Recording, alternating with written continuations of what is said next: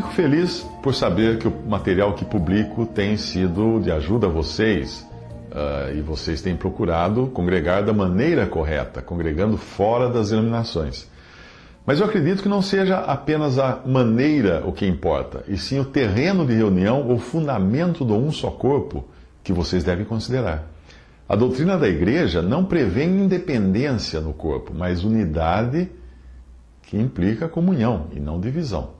Após aprender alguns destes princípios relativos à igreja e à sua ordem, conforme encontrada nas Escrituras, alguém poderia perguntar: já que não devemos nos juntar a uma denominação por causa da ordem inventada pelos homens, será que deveríamos iniciar uma comunhão seguindo a verdadeira ordem bíblica?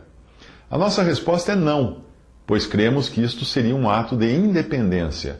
Não queremos dizer que não devem ser formadas novas reuniões, mas que há outro princípio que deveria ser levado em consideração antes que uma reunião assim pudesse receber a aprovação de Deus. Os cristãos devem se reunir sobre o fundamento do um só corpo, Efésios 4:4.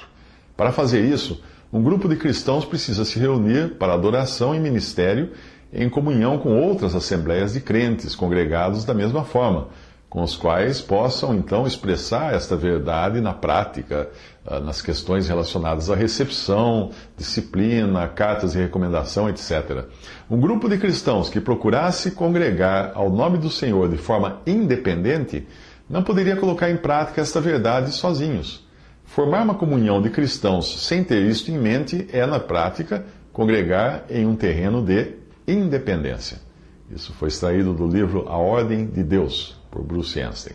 Os irmãos aqui no Brasil, que hoje congregam ao nome do Senhor, em comunhão com assembleias em todo o mundo, que fazem isso há mais de 200 anos, começaram assim como vocês. Aprenderam alguma coisa sobre a maneira de congregar, mas não sobre o fundamento sobre o qual congregar, até que conheceram dois irmãos que passavam pelo Brasil evangelizando, um vindo do Canadá, outro da Bolívia, e descobriram que existiam muitos outros em todo o mundo congregados da mesma maneira.